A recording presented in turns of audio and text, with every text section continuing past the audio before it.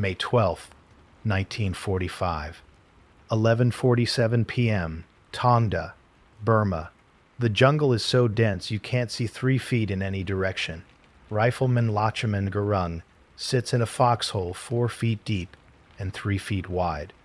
He's 5'2", maybe 110 pounds, soaking wet. 24 years old, with a face that still looks boyish, even after 3 years of war. Right now, 200 Japanese soldiers are charging his position. Not metaphorically, 200. Scouts confirmed it before the radio died. They're at 60 yards, then 50, then 40. His section is 5 men total. The math is simple. 40 enemies per defender. If they break through, 800 British and Gurkha soldiers wake up surrounded tomorrow morning. A grenade arcs through the darkness, lands in his foxhole, right between his feet. He picks it up, throws it back. Second grenade, same thing. Picks it up, throws it back. Third grenade lands in his lap. He picks it up. It explodes in his right hand. But Lachiman Gurung doesn't scream, doesn't fall, doesn't even drop his rifle, because in the next 4 hours, he's going to kill at least 31 Japanese soldiers with mathematical certainty, wound dozens more, and single-handedly hold that position until dawn, with one arm, while pieces of his hand dangle from shredded tendons, while his right eye fills with shrapnel and goes blind, while bone fragments from his own fingers embed in his face. The survival rate for soldiers who lose a hand in combat while being actively overrun is approximately 4%. The survival rate for holding a position alone, against 40-to-1 odds, is functionally 0. But Lachiman Gurung is about to add his name to history, because in the next 4 hours, he'll demonstrate 3 impossible things. First, that you can load, aim, and fire a bolt-action rifle one-handed while maintaining accuracy in pitch darkness. Second, that pain can be postponed by will alone when the alternative is watching your friends die. Third, that size is a statistical variable, but stubbornness is a law of physics. His advantage isn't training or equipment. It's simpler than that. He's a Gurkha, and Gurkhas don't leave. Lachiman Gurung was born December 30th, 1917, in Dehane village, Nepal, eastern hills where the trails are so steep, children learn to walk uphill before they walk flat.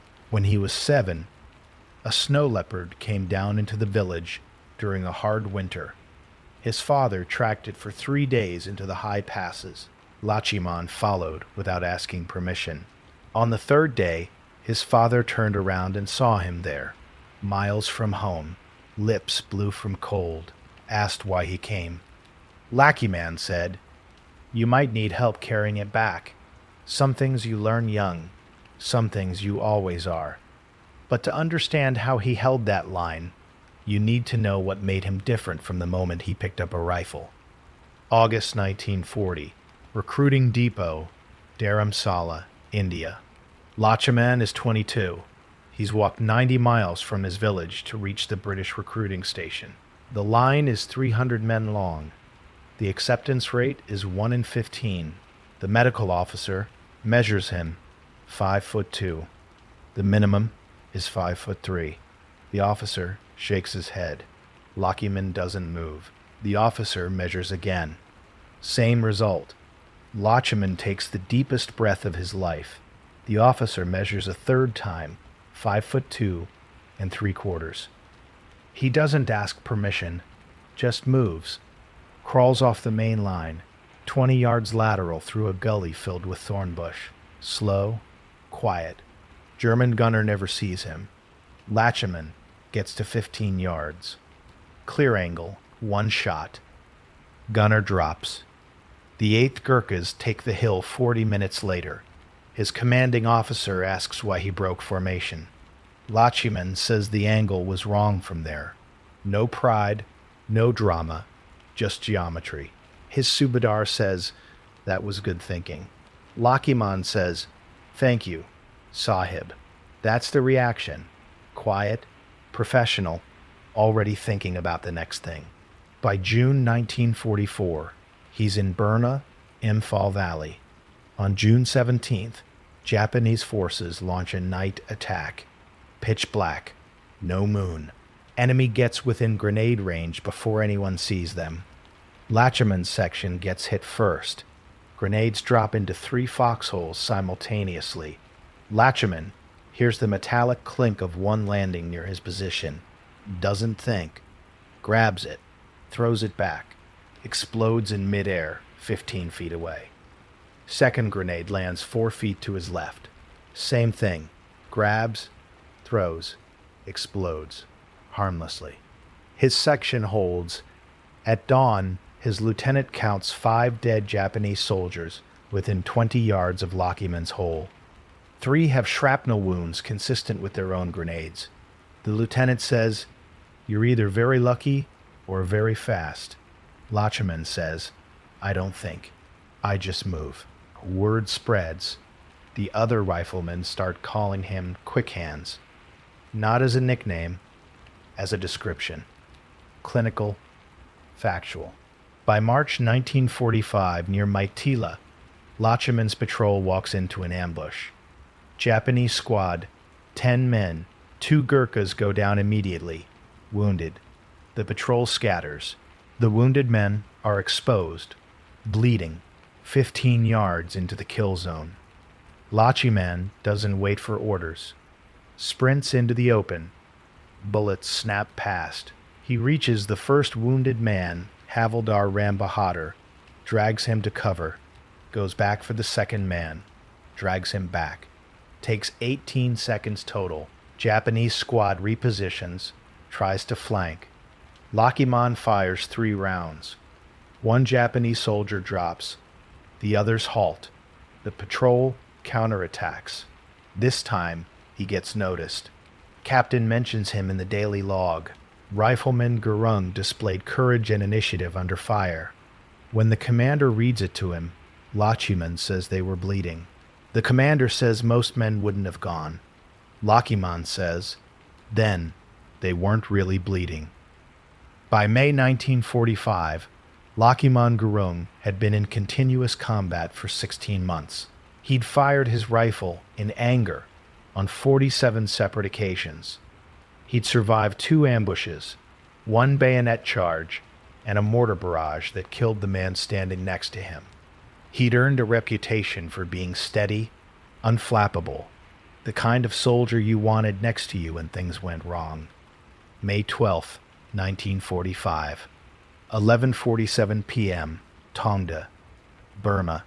This is how he did it. The position at Tongda is a defensive line, 8 foxholes along a low ridge overlooking a supply depot. The depot holds ammunition, medical supplies, food. If it falls, 800 men are stranded. Lachiman's section is 5 men. Section leader is Lance Naik Banbagda Pun.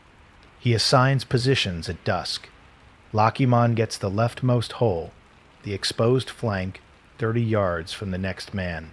You'll have the widest field of fire, Banbagda says. If they come from the north, you see them first.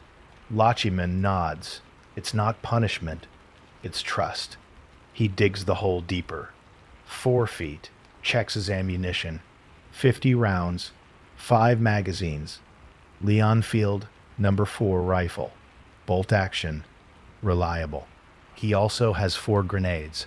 Mills bombs. 5-second fuse. At 2100 hours, Banbagda crawls over. Scouts report Japanese movement. North side. Maybe a company. Maybe more. A company is 200 men. How long? Maybe 2 hours. Maybe less. Stay quiet. Fire only on command. Around 2300 hours, the jungle goes silent. Crickets stop. Monkeys stop. The kind of silence that means something big is moving. He hears them at 2340 hours. Shuffle of feet. Rhythmic. Disciplined. Getting closer. Then 2347 hours. The The first grenade comes in, lands 5 feet in front of his hole. He sees the metallic glint, hissing fuse. Doesn't think. Grabs. Throws. It explodes in the air, 20 feet up. Second grenade, 3 seconds later. Same thing. Grabs. Throws. Explodes. He hears Japanese voices. Sharp. Surprised. They didn't expect the grenades to come back. Third grenade lands in his lap. Metallic weight. Warm fuse. Hissing. He picks it up with his right hand. White flash. Noise. Pressure. The grenade explodes in his palm. The first sensation isn't pain, it's absence. His right hand is gone, not gone, shredded. Fingers dangling, bone exposed, blood everywhere. Something in his right eye. Shrapnel. Can't see out of it. Third sensation. His rifle. Still in the hole. Left side. Undamaged. Loaded. Fourth sensation. Movement. Shadows. Shapes. Japanese soldiers charging. 20 yards. 15 yards. Lachiman picks up the rifle with his left hand. Problem? He's right-handed. Always has been. The rifle is designed for right-handed operation. He's never fired it left-handed in his life. Solution. Doesn't matter. He has one hand, so he uses one hand. He braces the rifle stock against his right shoulder. Shattered hand pressed against the stock. Useless, but it keeps the rifle steady. Left hand wraps around the grip. Index finger finds trigger. First shape, 10 yards, running. Lachiman aims, fires. The shape drops. Complication, the bolt. Needs to cycle. Normal operation, 2 hands, 2 seconds. He has one hand. Adaptation, left hand releases grip. Grabs bolt handle. Pulls back. Casing ejects. Pushes forward. New round chambers. Hand returns to grip. 5 seconds. Slow, but it works. Second shape, 8 yards. Lachiman fires. Bolt. Load. Fire. The shape falls. Definite hit. Third shape. Fourth shape. Both sides. They're surrounding him. 6 yards now. Bayonets fixed. They're closing for melee. Lachiman fires left. Bolt. Load. Fire right. Bolt. Load. Fire. 2 more shapes drop. His magazine empties. 9 rounds gone. New problem. Reloading. Normal operation. 2 hands. 10 seconds. He has one hand. He lays the rifle across the foxhole edge. Presses magazine release. Old magazine falls. Grabs new magazine. Struggles. Angle is wrong. Presses harder. Clicks. Locked. Grabs rifle. Pulls it back to shoulder. Ready? 15 seconds total. He fires. Shape at 4 yards. Falls. Another at 6 yards. Falls. Pain arrives. His right hand is screaming. White hot. Electric. His vision narrows. He's going into shock. Average time from traumatic hand amputation to unconsciousness, 12 to 18 minutes. He's at minute 3. He needs to stop the bleeding. Needs a tourniquet. Needs 2 hands to tie one. He has one hand. Solution. His teeth. He pulls his webbing strap loose, wraps it around his right forearm just below the elbow, holds one end in his teeth, pulls the other with his left hand. Tight. Tighter. Ties it off. One-handed knot. It holds. Blood flow slows. He picks up the rifle. More shapes. They're not stopping. Every time he drops one, 2 more appear. Lachiman fires. Bolt. Load. Fire. Fires. Bolt. Load. Fire. Second magazine empties. Reloads. They're closer now. 3 yards. He fires point blank. A Japanese soldier falls into his foxhole. Dead. Lands on top of him. Lachiman shoves. Can't move him. The body is wedged. He shoots over the body, uses it as cover, keeps firing. Third magazine. Fourth magazine. Time stops meaning anything. Bolt. Load. Fire. His left arm is numb. Muscles burning. He's been operating the bolt for how long? 30 minutes. An hour. His throat is raw. He's been shouting. Didn't realize. Maybe. Ayo Gurkhali, the Gurkha war cry. Just noise. Keeping himself conscious. Fifth magazine. Last one. 5 rounds left, plus 4 grenades. The Japanese pull back, regrouping. They know he's alone now. 1 man, 1 rifle, wounded. They're going to rush him all at once. Lachiman waits, breathing hard, left hand shaking, right hand dead weight, face covered in blood. He's dying, knows it, can feel it. But not yet, not while the rifle works. The rush comes. 20 soldiers, maybe more. All sides, screaming. Bayonets. Lachiman fires. Bolt, load, fire. Drops 1. Bolt, load, fire. Drops another. They're 5 yards away. 3 yards. He drops the rifle, grabs a grenade, pulls the pin with his teeth, throws. Explosion. 2 Japanese soldiers go down. Another grenade. Throws. Explosion. 2 grenades left. 2 rounds left. Fires. Bolt, load, fire. Both hit. Magazine empty. 50 rounds gone. He draws his kukri. The Gurkha kukri is 18 inches of curved steel, designed for chopping. He holds it in his left hand, reversed grip. Waits. 2 Japanese soldiers reach his foxhole. First one jumps in. Lachiman swings. The kukri cuts through the soldier's neck. Deep. Soldier falls. Second soldier lunges. Bayonet. Lachiman blocks. Kicks. Soldier stumbles. Lachiman swings again. Hits the shoulder. Blade lodges. Soldier falls backward. Takes the kukri with him. Lachiman has no weapons. Just his last 2 grenades. The Japanese pull back again. Fewer now. He's killed 20-30 more. He sits in his foxhole, surrounded by bodies, blood everywhere. He's going into hypovolemic shock. Final stage, minutes from unconsciousness. He picks up the last 2 grenades, 1 in his lap, 1 in his left hand. If they come again, he'll use them, blow himself up with them, deny them the position. He waits. 4:32 a.m., first light, gray pre-dawn. The jungle is silent.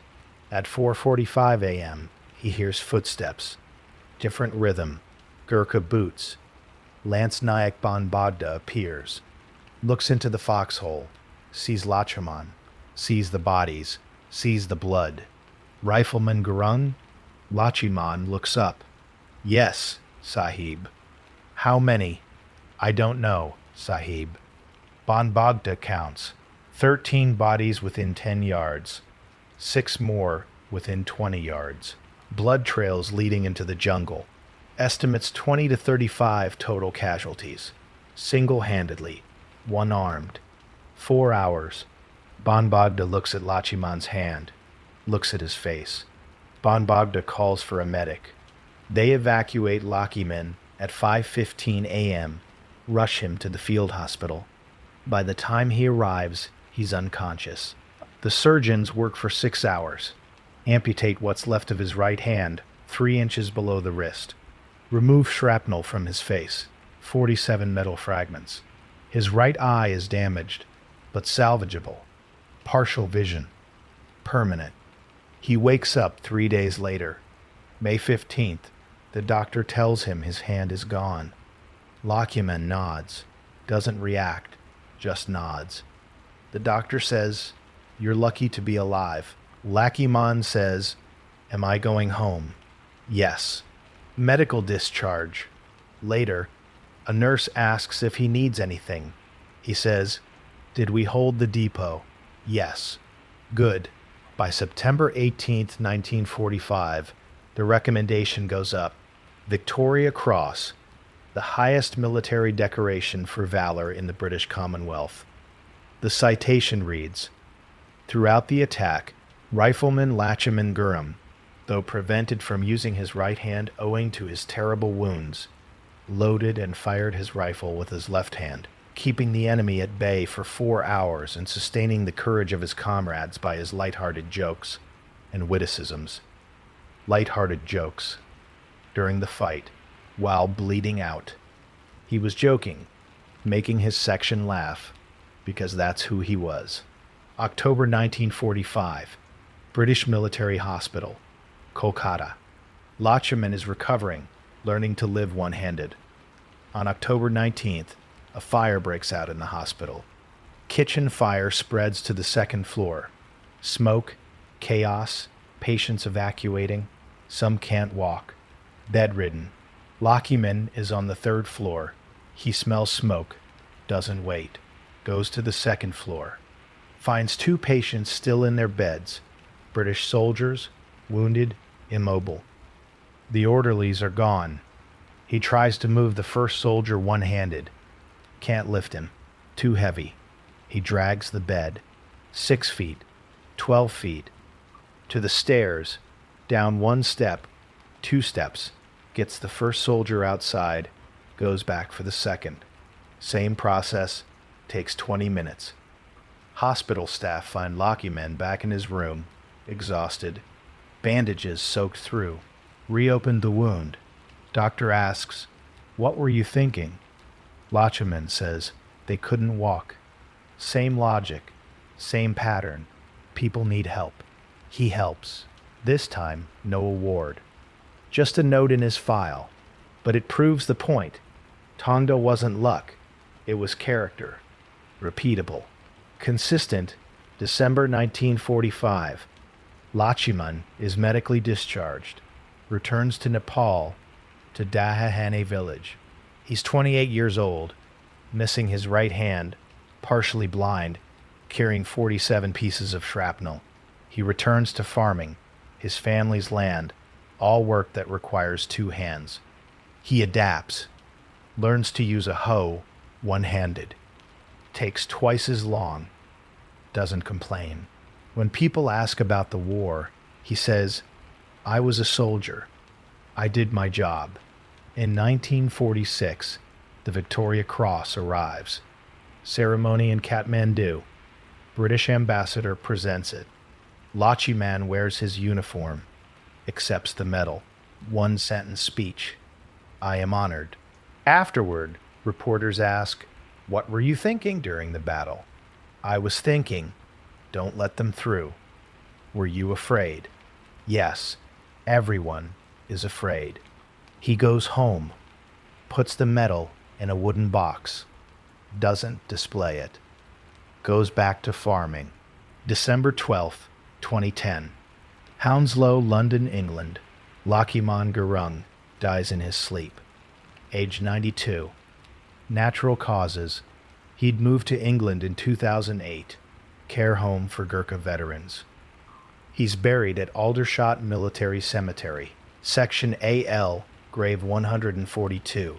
Headstone reads, Rifleman Lachiman Gurung VC, 8th Gurkha Rifles, bravest of the brave. Gurkha Honor Guard, 3-volley salute, 200 people attend. His Victoria Cross is displayed at the Gurkha Museum, Winchester, England, next to his kukri. His rifle, his medals, a memorial statue stands in Dahahane village, Nepal. Bronze, life-size. Lachiman holding a rifle, one hand. The inscription reads, "He stood alone." They won't say Lachiman Gurung. Some stories don't fit on headstones. There are 2 ways to tell this story. The legend version says a tiny Gurkha soldier held off 200 Japanese soldiers single-handedly, killed dozens, and never retreated because Gurkhas never retreat. Superhuman. Mythic. The documented version says, Rifleman Lachiman Gurung sustained catastrophic injuries while defending an isolated position, continued fighting with diminished capacity for approximately 4 hours, inflicted significant enemy casualties, and successfully held his assigned sector until relieved. Cold, clinical, both are true, both are remarkable. But here's what matters. At 11:47 p.m. on May 12, 1945, a 24-year-old man had a decision to make. He could stay in that foxhole, wounded, alone, facing impossible odds, or he could retreat. No one would blame him. His hand was destroyed. He was bleeding to death. Every rational calculation said leave. He stayed, not because of tactics, not because of training. He stayed because 30 yards to his right was another foxhole with another Gurkha, and if he left, the line broke. And if the line broke, they'd fall back. And if they fell back, 800 men were stranded. One man holding equals 800 men supplied. So he held. There's a pattern in human behavior. We're very good at calculating costs, very good at assessing risks, very good at finding reasons not to act. Survival instinct, self-preservation, all valid, all useful. But some people don't calculate. They see the problem. They see the solution. They act. No hesitation, no internal debate. It's not fearlessness. It's clarity, absolute clarity about what matters. When the grenade exploded in his hand, he didn't think, I'm wounded. I should retreat. He thought, I still have one hand. I can still shoot. When the ammunition ran out, he thought, I still have grenades. When the grenades ran out, he thought, I still have my kukri. At no point did he think, this is someone else's problem, because it wasn't someone else's problem. It was his problem, his position, his responsibility, his line. You can call it duty. You can call it honor. You can call it stubbornness. All correct. But the core is simpler. The story isn't about heroism. The story is about presence. Being exactly where you're supposed to be. Doing exactly what you're supposed to do. When it's hard. When it hurts. When it's impossible. Everyone faces their own version. The moment where staying is harder than leaving. Where continuing is harder than quitting. Different scale. Same choice. Lachiman Gurung's answer was always the same. Stay. In his own words, 64 years later, when asked what he thought about during that night, I thought if I let them through, my friends will die. So I didn't let them through. You hold the line, because if you don't, someone else has to. And if everyone thinks like that, no one holds.